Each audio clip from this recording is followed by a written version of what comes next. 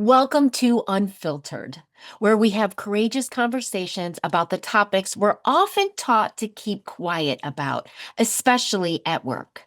This episode is a compilation, and it's centered around something I think many leaders and teams are navigating, whether they have the language for it or not. And that's emotional truth at work. In this episode, you'll hear conversations about anger, grief, and presence, about emotions we're often told are unprofessional or inconvenient or better left at home. We talk about anger, not as something to suppress, yet as information. We talk about grief, not as something to avoid, instead, as something that deserves acknowledgement. And we talk about presence, because if we're going to allow emotional truth at work, we have to be willing to actually stay with it. In these conversations, my co host Daphne Horowitz and I work to invite a different kind of leadership, one that doesn't rush to fix, smooth over, or move past what's uncomfortable. Instead, we ask what becomes possible when we slow down just enough to acknowledge what's real and respond with intention rather than with reflex. You don't have to agree with everything that you hear. You don't even need to take notes or draw conclusions. This episode is an invitation to listen and to notice what resonates for you. So let's get unfiltered.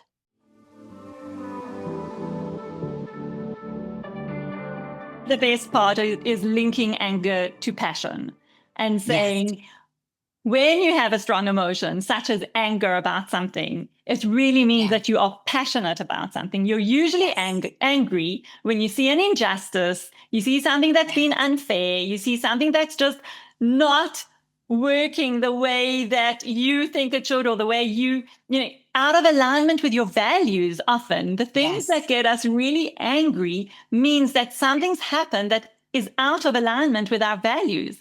And it really directly links to what we are passionate about. What are the things that mean the most to us? So if you look at activists who are really out there to change the injustices of the world, they come from an angry place of, it can't be that there is so much poverty, that there's so much violence, that there's so much inequality. It can't be. So what are you going to do about it? And that's the beauty of anger. And that's actually what I want to really say a little bit about now. The emotion can be a catalyst, right? And it can also show us what is important to us, right? Those moments where you feel that emotion flare up, bubble up for you. What's the value that's being compromised in that moment? Or there could be a boundary that is being crossed for you or for a team member or for someone that you love. I mean, Daphna, I know the moments that I have been the most angry, someone has crossed a boundary of someone that I care about. Absolutely. Absolutely. Yeah, it has had me shouting in French on the street in defense of my dear friend. I know. It can be a friend, can be your child. I remember a situation where, my child and their friend were in the middle of a heated argument. And then, the one child started just laying into my child. And I was like, no, that's not. Then you become the fierce lioness, right? Yes. And I think that's also, I love that you brought that in, because we get triggered. We get triggered. And we get a strong emotional response in return that can be anger. And it's important to understand, stop for a minute and say, what has been triggered here? Yeah. Well, I also noticed in this moment, Daphna, we both gave those examples of standing up and not suppressing the anger, expressing something in those moments, but we did it on behalf of others. Yeah. There's something that I'm probably more automatically repressing it when it comes to me. That's right. Right? Like, should I? Do I? Right? And we've got that socialized tendency to automatically repress.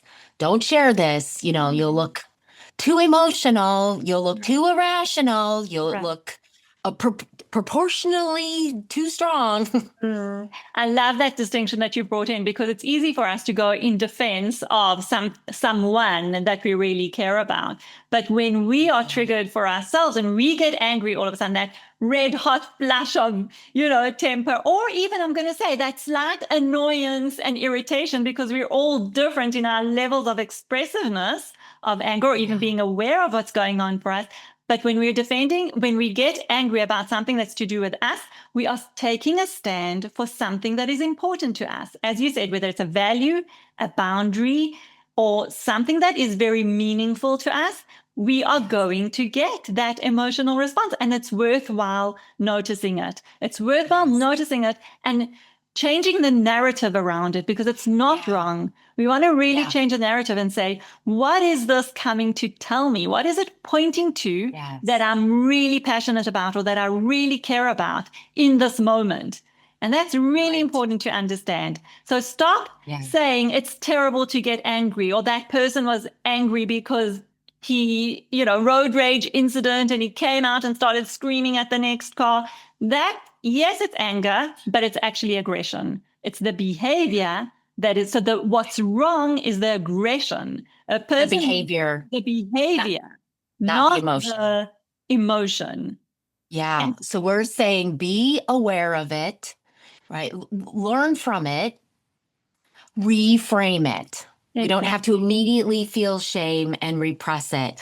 I know we did some research, Daphna, and I really love what the University of Colorado studies found, that expressing anger in healthy ways improves communication and problem solving, while suppression correlates with higher stress and poorer decision.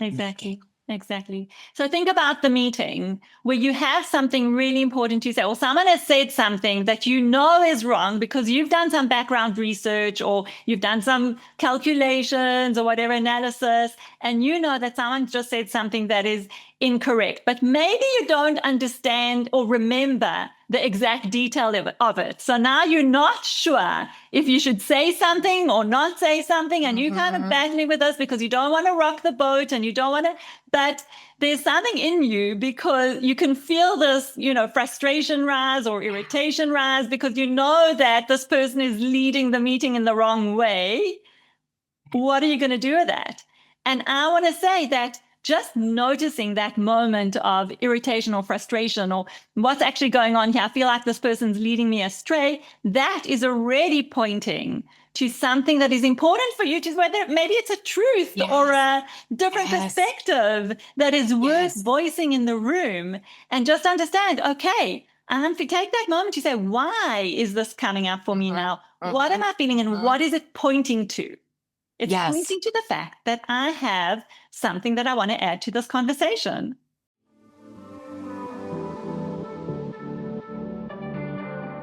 Also, we wanted to talk a little bit about gender differences. Yes. But there's a little bit of a double standard when it comes to anger and perhaps being a little bit more assertive, around stuff when it comes to men and women.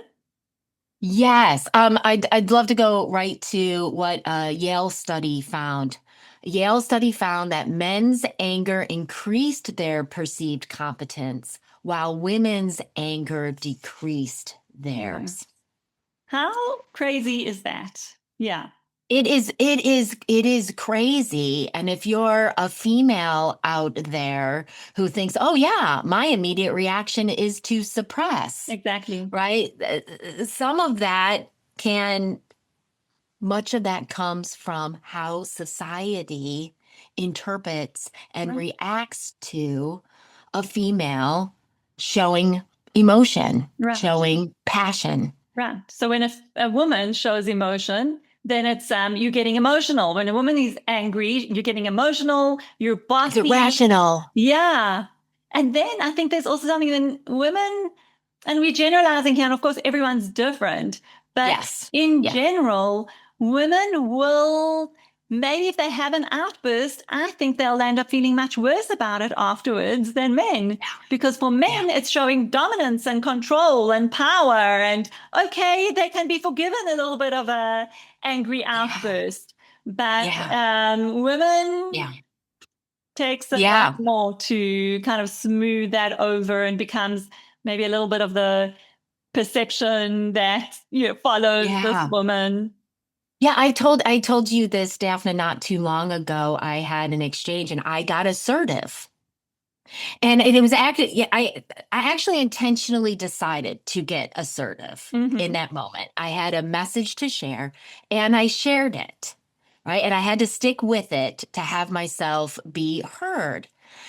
But then walking away, I probably had two steps of like, okay, great, good for you, Amy. And then I turned into, oh, was it too much?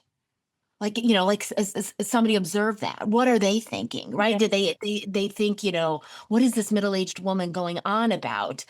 And immediately the judgment came in there. And I thought, isn't this so interesting? I intentionally decided to be assertive.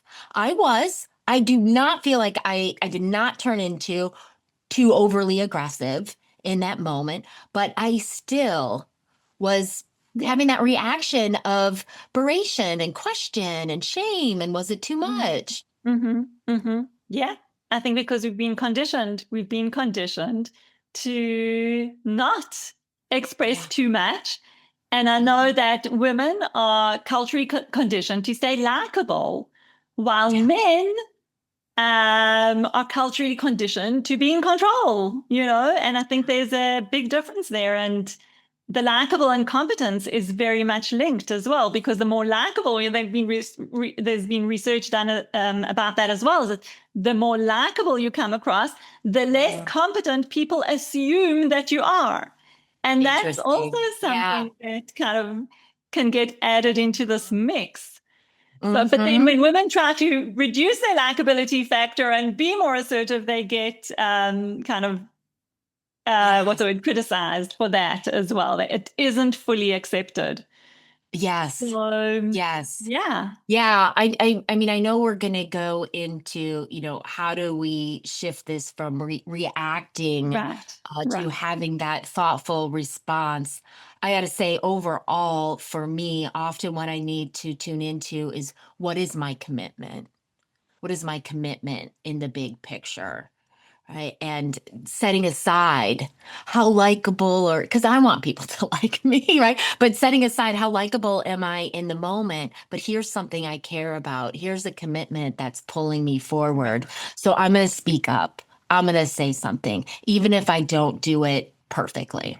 Yeah. And I think that this now really gets to that place of the separation, which I think is so important. What we were really alluding or saying before is that just the separation between what is the emotion and what is the response or behavior as a result. And then what is the impact of that behavior and response. So when we have a certain emotion and we want to have a certain impact, then we can't have that automated triggered response without thinking, because we're probably not going to have the impact that we want. And that's something, that because I am a very expressive, passionate person, you might have guessed. Sometimes I can speak about a topic that I'm really passionate about, and people can think that I'm angry, and then the impact is just not there. So that's also sometimes a misinterpretation of expressiveness or passion or the tone that you use in how you speak. But bringing it back to anger, it really is about understanding when I'm angry, really noticing that and saying, well, how do I want to express myself so that I have the impact that I want to have in the situation? And not okay, I'm angry. We're not saying, anger is okay. Be angry. Do what you want. Throw chairs. No. Exactly. In all likelihood, you're not going to have the impact that you want. Your message is not going to be heard. It's not going to land in the way that you want. But really, really, really important upfront is to recognize it first and foremost. Yes.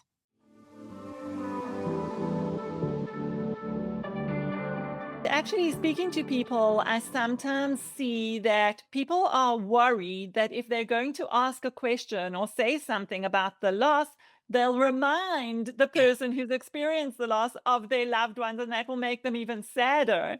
And I Yeah. think that's actually, I just want to bring that up because that's totally unrealistic, because loss Yes. lives with the grieving person all the time. You are not going to Yes. remind them that they Right. lost No. their sibling, parent, child, friend, whatever it is. You're not going to remind. They know. Exactly. So it's Exactly. much Yes. more Yeah. important to say than to be scared that all of a sudden grief will be in the room, you Yeah, know? yes, exactly. Definitely. I'm well aware that my father and my sister are no longer with us on this planet. I'm well aware. You're not gonna like all of a sudden Right. remind me of that. And Exactly. and I had forgotten, I would say, in fact, I'm well aware. Now, this might not be true for everybody, but I'm well aware if I haven't seen someone since my sister passed, that's the most recent. And then that kind of feels weird to me if we haven't seen each other in a while. You're close enough to me to know that I've experienced that loss and we don't talk about it. Yeah. That Yeah. actually feels weirder and harder for me than someone saying something. Yeah, I think what you're saying is so important, Amy, because what you're actually saying is it is such a part of your reality. It's not that someone's going to remind you, it is such a part of your reality. And I've also seen how it changes you in some way. Grief or the loss of a loved one all of a sudden has to, I guess, the grieving person redefines their identity and reshapes their life now without this person. So when you're seeing someone for the first time since you've lost your sister, you feel very different and you want that to be acknowledged because your life is completely different. And not acknowledging that, just carrying on as if nothing's happened and everything's exactly the same, hurts. I would imagine that really hurts. Yeah, like this happened. It was overwhelming, so sad, like had I mean, I'm just thinking these reverberations like in my life. So, yeah, for that to not be acknowledged feels, oh, I don't know, like there's this major thing that happened and shook up my world and my family and so many things feel different. Yeah. Like what? We're not going to talk about that? Now, of course, I'm a processor and I will speak things out loud, but I've always thought that a simple acknowledgement, like, hey, I haven't seen you in person since your sister passed. I just wanted to acknowledge that, and I'm so sorry for that loss. You Mhm. say that thing, and then you'll see if the other person wants to spend any time there or not, right? Because Right. the person can respond with like, oh, I really appreciate it. Yeah, it was a tough time. How are you? I see you Yes, went on a trip exactly. recently. Like you'll see how much time they want to spend on it. Or, might be that they want to go into that conversation for a Yeah. little bit. And it might be that their eyes tear up or there's Yeah. an emotional reaction. And that does not mean that you did anything wrong. Right. Very good. Good point that you bring up there. If there is an emotional reaction, just let it be, And I think that the invitation is to say, I'm here. I'm here with you. I don't need to say anything. I just acknowledging the pain and saying, yeah, that's tough. And I'm here for you. If you want to talk, if you want to go out for a coffee, if you need anything, I'm here. I think that's all that needs to be said. Yeah, yeah. And those tears coming up in the eyes might even be like, oh my gosh, this is so great. You're acknowledging this. I'm feeling the connection, Right, this right. moment. Like this actually feels really warm and sweet to me that you're Yeah. putting yourself out there to have this connection. Yeah. It makes me think about social settings and work settings. And I think it's important to look at both. But the story that comes to mind for me is that we were actually invited to a dinner at friends of ours, and they invited someone who had lost his wife and two children in a horrible terrorist attack shooting. Oh, And there was this big elephant in the room. He was an yeah. incredible person. He was so open and talking, and the conversation was flowing. I remember we spoke about it, us and our friends, and we were a little bit cautious. Do we say something? Do we not say something? What do we do? Do we pretend just have regular conversation with this Yeah. man who's lost half his family? And as I say, it's this elephant in the room. Parts of us want to just say, let's carry on as normal, pretend nothing happened. Parts of us Oh, want to acknowledge that this big thing happened in his life. yes. And at one point, I said to him, I just want to appreciate the energy that you are bringing and the inspiration, and just Nice. being with you at the table today with everything that's happened has been a privilege and an honor for all of us. And he just said thank you, and we moved on. And he spoke Yes. a little bit about his family, and he started to share a little bit more. Mm-hmm. And my friend turned around to me afterwards and she said, "Thank you so much for saying that." Because Yeah. there's this elephant in the room. And Yeah. then once it was named, as you said just now, Yeah. he set the tone for where the conversation would go. Does he want Yeah. to share memories? Does he want to talk about what his life is like? Or does he want to just continue and have lovely dinner party conversation? And it Yeah. was just very important to name it, to acknowledge it. It's here. So let's just Yeah. acknowledge it. That seemed like a very beautiful and appropriate way to acknowledge. And that's what I heard when you were sharing the words that you said with him. It just felt like a naked, it was acknowledgement. I think Mhm. you said his energy. Yeah. Exactly. So, yeah, an acknowledgement, and then let the person take it where they will.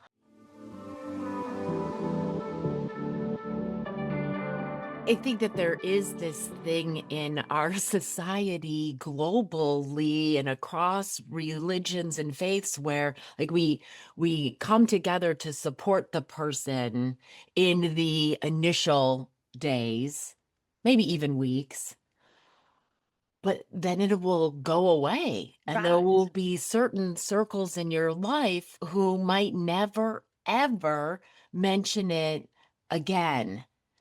Having my own business, it's nice to come back to work. It's, I've created work that I love and enjoy. So I wanted to come back to it and engage my mind and my energy into my work. And it's had significant impacts on my energy. Hmm. And I might not be able to have as many conversations in a row, or I might end my days sooner. I mean, I can see it looking back now. I mean, after my father passed, I pretty much did what I needed to do for my kids, did what I needed to do for my clients, and then slept. And yeah, that's actually very similar to a trauma response. Is you manage what you need to manage, the very bare minimum of what you need to do to get through the day.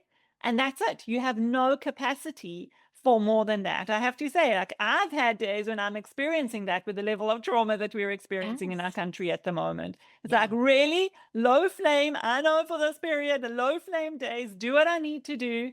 And that's it. Not expect anything beyond that. And I think that's also an important point, because I think if we're fighting that and we think, what's wrong with you? Why aren't you doing more things or extra things? Or, why aren't you more okay, inspiring, Yes. inspired, or whatever? Why Yeah. aren't you able to handle? You used to be able to handle. Why are you sleeping so much? For people who are Yes. grieving, it's really okay. It's normal. Your body is going through something. There's a process that's happening And to here. know that. And gosh, if you just have a little bit of conversation about it, because now, Daphna, you use the frame a low flame day. right? So now I have that language and I can check in with my friend Daphna and be like, how are you doing? Is it, Yeah, I'm sensing it might be a low flame day. right. Do you want to How talk about it? awesome would that be? That is awesome. That's awesome checking in. That's caring. That's Yeah. really caring. I'd like to transition a little bit more to the workplace, Yes. Daphna, because I think many leaders listening might think that's not my place, right? I'm not a therapist. But again, I think going back to this term and this approach we've been using, acknowledgement, right? When someone comes back from bereavement leave, just acknowledging that. Yes. You've been off on bereavement leave. I know, gosh, it's got to be tough losing your father or whoever it is. I know the bereavement leave is over, but the bereavement's not over. I Like, love how that. are you The doing? What do you bereavement need? leave. Oh, sorry, I just wanted to emphasize Yeah. what you just said. The bereavement leave is over, but the bereavement isn't over. And it takes a long, long time. So I think that's really important to acknowledge. There's the firsts of everything in the first year, the first birthday, the first Yeah. holiday, the first anniversary, the first whatever it is. So many firsts that are going to be missed. So that bereavement takes time, and there is no deadline on it. There is no, this is how long it takes. Yeah. Yeah. Oh, Daphne, I was saying something about my father and the loss for me, and somebody went, how long ago did your dad die? Oh, I felt so judged in that moment, and I haven't forgotten it. Yeah. And that did not feel like support. But how lovely if like going into a holiday season, a leader could say to a team member or even to the team collectively. I know many of you have lost loved ones, right? And that can be really tough around the holidays. Let us know how you're doing. Let us Yeah. know what you need. Let us know if it's a down day. Yeah, absolutely.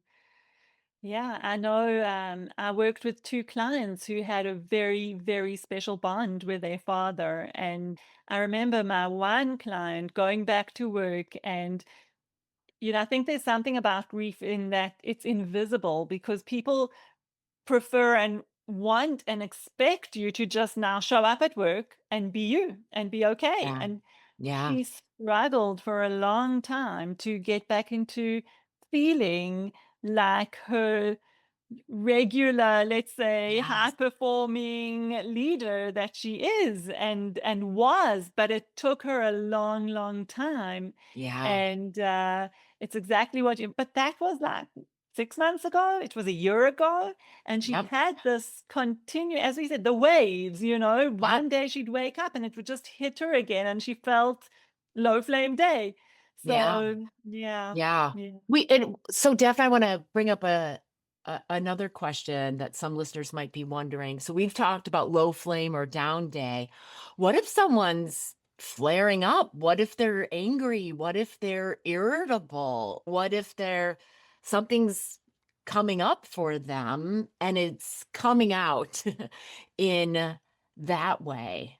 So this question of, you're a colleague or you're a leader on a team, and wow, someone is prickly in a way that they're not usually. right. Let's talk about what we do there. Yeah, I think that's actually a good point. It's true because I think that, we assume that grief is going to show up as feeling down, feeling sad, but it might not. And that's actually a really good point. And I would add to that, also, it might show up completely normal. Like, I'm Yeah. fine. I'm at work Oh, yeah. now. Yeah. I'm Like good. I'm marching. Yeah, I'm Yeah. carrying on. Let's move on. It's a Yeah, I really think good those are point. good questions. Those are good questions. And I think that I mean, for me, what's coming up with a flaring up person is to actually have the conversation, like sit down and say, how are you doing? I wanted to know. And not, I think it's more triggering if you're going to say, listen, I've noticed that, you're not yourself today. Oh, that's another statement that I really, really dislike. I noticed that you're not yourself today. What does that mean? Yeah. So just check in and say, I want to check in with you. How are you doing? How are you? Really? How are you Yeah, doing? really, Really? really, Yeah. exactly. How can we support you? I think from even the leaders or HR perspective to offer maybe help and counseling beyond, what I can do for you at work. That's also an option. Yes. So acknowledging, giving empathy, and knowing what the resources are that your company provides that employees have access to. You don't have to diagnose, you don't have to be a therapist, but be with the person in those moments and make sure that they're aware of or encourage them to take advantage of any resources or support that are available. That's why they're there.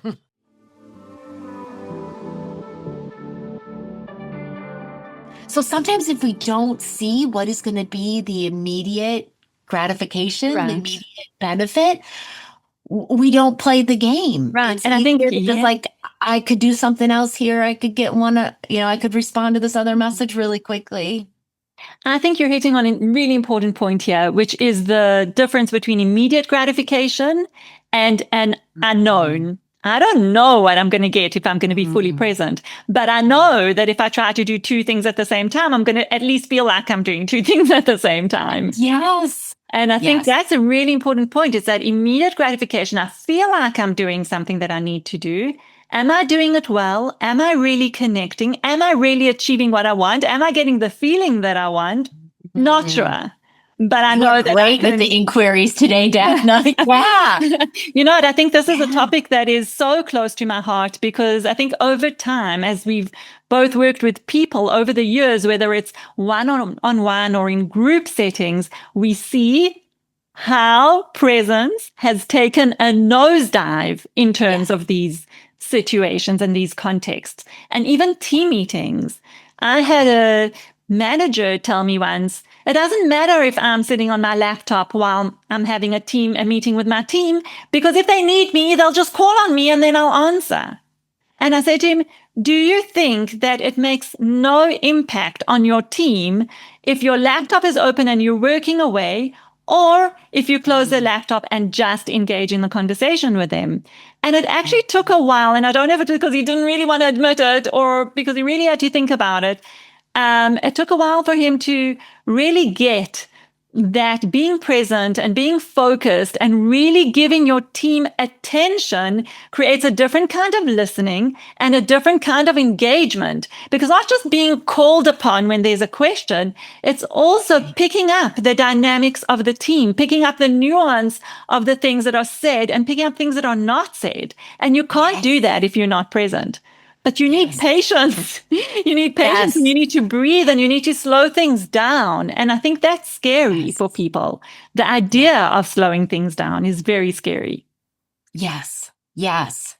And not knowing exactly what we're going to get out of that practice, Right. it's bringing me back to the idea of intention. Yeah. Mm. Right. So if I'm that manager who's been on my laptop for team meetings in the past, and now I'm going to talk myself into closing that laptop and being fully present during that conversation, what's my intention? Right? Is my intention to to really understand what's going on with the work? Is my intention to really tune in to how people are doing? Is my intention to listen and provide whatever leadership I can? Right? Oh, that's an obstacle I could help them remove. Yeah. What's my intention for tuning in?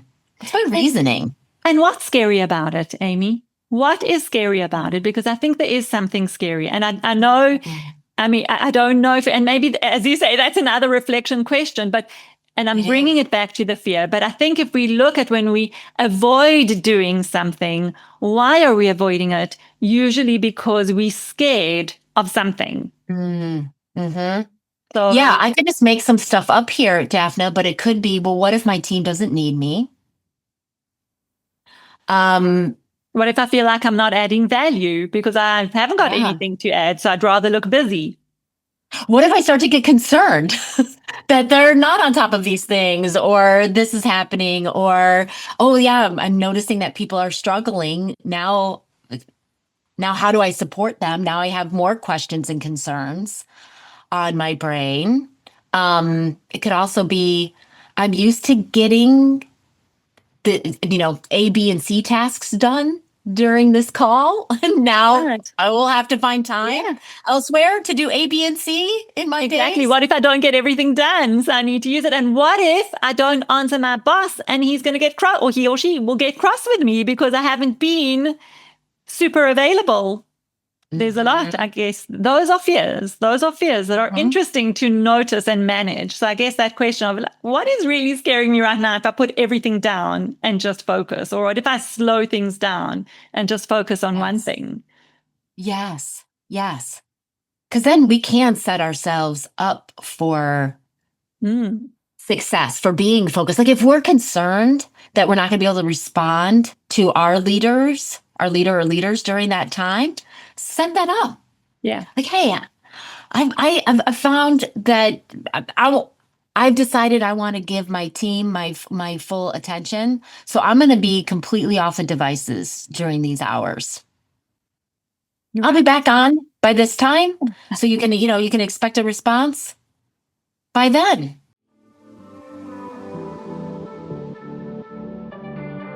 I know we spoke about tech boundaries, but I am Jewish and I keep the Sabbath and I switch off my phone for 24 hours every single week. And I love it. I'll be honest. I absolutely love it, but it's off and I don't use it at all. But okay, so that's one example. Yeah. Well, but Daphna, I would like to double click on tech boundaries right here. Yeah. Out of the rhythm, out of the practice of I have to be checking, I have to be Right. I have to tune in. And the more that we break that pattern and we break that desire for those dopamine hits, the easier it will be for us to intentionally focus our presence when we choose to. Right. Right. But I'm saying further than that, I'm sure every person has something they will not pick up their phone for. So, I'm thinking of worst case scenarios, but, if you're in a doctor's room and getting some really important information about your health, I'm willing to bet you're not going to look at your phone if it pings. A family member is crying in front of you and you're supporting them. You're not going to pick up your phone or driving. When we're driving, I know it's a habit that's difficult to break, but I think that mostly people are very conscious of not picking up their phone or trying to read texts when they're driving. So I'm saying the capability is there. The capacity to decide there are things I will not pick up my phone for. Right? Yeah. When you're in the shower, you are not going to be on your phone. Okay? Purely because, I don't know, we don't have waterproof phones. When we are swimming in a swimming pool, we are not going to be looking at messages. I'm willing to bet other forms of sport, cycling could be difficult to be looking at messages. Yeah. There are moments that we will be non-negotiable on that. So what if we expand those just a little? Just a little. Yes. Give yourself that nature walk in the middle of the day, without the phone. Right. Without the phone. So I think this is an invitation, and I'll take this one on myself as well, Daphna. Like, how do we take those spaces where we're not immediately responsive, that we're not tied into our tech, and expand those spaces in our days? Create more spaces. Right. I think that's really important. I know that there's a statistic that says that we touch our phones on average 2,617 times per day. We touch the phone because it's become a reflex to just touch it, to just pick it up, to just look at it. So maybe let's get down from that ridiculous number. Yeah. And then the quality of presence. And I did want to add another thing I think that might be scary is that when we are really present and really listening to people, there might be something scary about that. Like, then I'll really have to pay attention, or maybe I'll have to come up with something clever to say, or maybe I'll get bored if the person goes on too much, or, What if I don't know how to comfort them? What if I What don't if I know what don't to know? say if they bring something real up? I might not know what to do. I might not be prepared for what's coming up. I know we've talked some, Daphna, about the benefits of being present.